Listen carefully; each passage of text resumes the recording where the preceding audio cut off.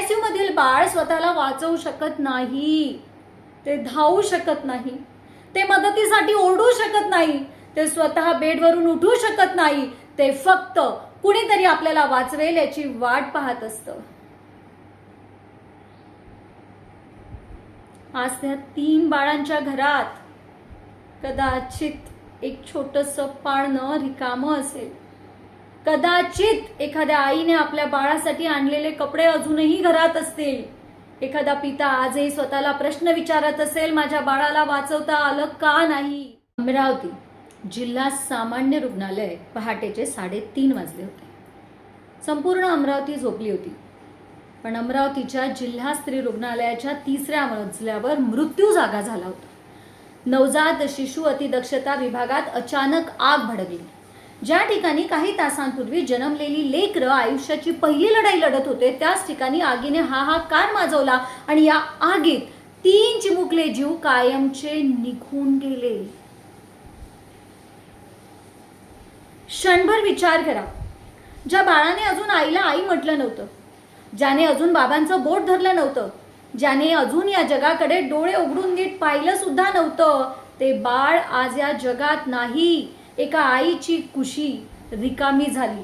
एका वडिलांचं भविष्य एका क्षणात उद्ध्वस्त झालं आणि आपल्या सगळ्यांसमोर उभा राहिला एक अत्यंत गंभीर प्रश्न.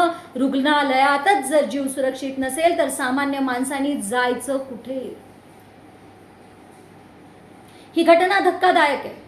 पण त्याहून धक्कादायक गोष्ट म्हणजे रुग्णालयातील आग ही महाराष्ट्रासाठी नवीन गोष्ट नाही. गेल्या काही वर्षांचा इतिहास उघडून बघा. 2017 अमरावतीच नवजात शिशु विभाग आग आणि 4 नवजात बाळांचा मृत्यू झाला. 2019 नागपूर नवजात विभागात आग, 9 चिमुकल्यांना वाचवण्यात आलं. त्यावेळी एका परिचारिकेने स्वतःचा जीव धोक्यात घालून बाळांना बाहेर काढलं. आजही 2 परिचारिका धावल्या, धनविजय आणि गणवीर. पण व्यवस्था किती धावली? 2021 भंडारा ही घटना महाराष्ट्राच्या काळजावर आजही कोरलेली आहे. जिल्हा रुग्णालयाच्या नवजात शिशु विभागात आग लागली आणि 10 नवजात बाळांचा मृत्यू झाला. तब्बल 10 नवजात बाळ गेलेत. 10 आईंच्या कुशा रिकाम्या झाल्या. 10 कुटुंबाची स्वप्न एका रात्रीत संपली. त्यावेळीही प्रश्न विचारले गेले, फायर सेफ्टी कुठे होती? व्यवस्था कुठे होती? जबाबदारी कोणाची आहे? 2021 अहमदनगर जिल्हा रुग्णालयाच्या ICU मध्ये आग, 12 रुग्णांचा मृत्यू. पुन्हा चौकशी, पुन्हा प्रश्न, पुन्हा आश्वासन. आणि आज 2026 पुन्हा एकदा अमरावती, पुन्हा सामान्य जिल्हा रुग्णालय, पुन्हा आग, पुन्हा नवजात बाळ आणि पुन्हा मृत्यू. मग आपण नक्की करत काय आहोत? रुग्णालयाचं फायर ऑडिट झालं होतं का? इलेक्ट्रिकल ऑडिट झालं होतं का? आगीचा धोका ओळखण्यासाठी नियमित तपासणी झाली होती का? NICU सारख्या संवेदनशील विभागात इमर्जन्सी इव्हॅक्युएशन प्लॅन होता का? आग लागल्यास काही मिनिटात सर्व नवजात बाळांना बाहेर कसं काढायचं याचं प्रशिक्षण कर्मचाऱ्यांना दिलेलं होतं का? आणि सर्वात महत्त्वाचं, ज्या यंत्रावर या चिमुकल्यांचा श्वास अवलंबून होता त्या यंत्राची सुरक्षितता तपासली होती का? हे प्रश्न विचारायला नकोत का? कारण NICU मधील बाळ स्वतःला वाचवू शकत नाही, ते धावू शकत नाही, ते मदतीसाठी ओरडू शकत नाही, ते स्वतः बेडवरून उठू शकत नाही, ते फक्त कुणीतरी आपल्याला वाचवेल याची वाट पाहत असतं. आज त्या 3 बाळांच्या घरात कदाचित एक छोटंसं पाळणं रिकामं असेल.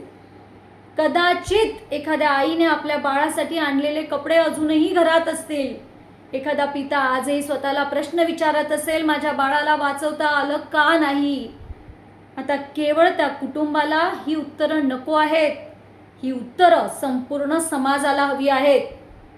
आता फक्त शोक व्यक्त करून चालणार नाही, 2 दिवस बातम्या दाखवून चालणार नाही, चौकशी समिती नेमून चालणार नाही. कारण चौकशी अहवालाने गेलेलं बाळ परत येणार नाही. आश्वासनाने आईची रिकामी कुशी भरली जाणार नाही आणि कागदावरची फायर सेफ्टी प्रत्यक्ष आज विझवू शकणार नाही. म्हणून गरज आहे प्रत्येक रुग्णालयाच्या अग्निसुरक्षेची काटेकोर तपासणी करणं, NICU आणि ICU सारख्या विभागांचे नियमित सेफ्टी ऑडिट करणं, इमर्जन्सी इव्हॅक्युएशन ड्रिल घेणं, जीवनरक्षक उपकरणांची नियमित तपासणी करणे आणि नियम मोडले असतील तर जबाबदार व्यक्तीवरती कठोर कारवाई करणे. ओहो, रुग्णालय म्हणजे फक्त 4 भिंती नाहीत. रुग्णालय म्हणजे कुणाच्या तरी आयुष्याची शेवटची आशा असते. तिथे येणारा प्रत्येक रुग्ण हा आकडा नसतो. तो कुणाचा मुलगा, कुणाची मुलगी, कुणाचे आई वडील, कुणाचं संपूर्ण जग असतात. आणि NICU मधील प्रत्येक बाळ एका कुटुंबाचं संपूर्ण भविष्य असतं. आज 3 चिमुकले जीव गेले आहेत. यांच्या मृत्यूला केवळ एक दुर्दैवी घटना म्हणून विसरून जायचं का? नाही. आज प्रश्न विचारले गेले पाहिजेत. आज जबाबदारी निश्चित झाली पाहिजे. आज व्यवस्था जागी झाली पाहिजे. कारण पुढच्या वेळी अशी बातमी नसावी. रुग्णालयात आग लागली, इतके मृत्यू झाले. राज्यातील प्रत्येक रुग्णालयामध्ये अग्निसुरक्षेची कडक व्यवस्था असायला हवी. आता एकही जीव धोक्यात नाही. आग विझवता येते, धूर निघून जातो. बातमी काही दिवसांनी जुनी होते, पण आईच्या कुशीतून गेलेलं लेकरू परत येतं का हो? आणि म्हणून अमरावतीची ही आग फक्त अमरावतीची घटना समजू नका. ही आपल्या संपूर्ण आरोग्य व्यवस्थेला दिलेली धोक्याची घंटा आहे. आता तरी जागे व्हा, कारण आज 3 चिमुकली मुलं गेली आहेत. उद्या पुन्हा कोणाची पाळी येऊ नये. पुन्हा कुणाची पाळी येऊ नये.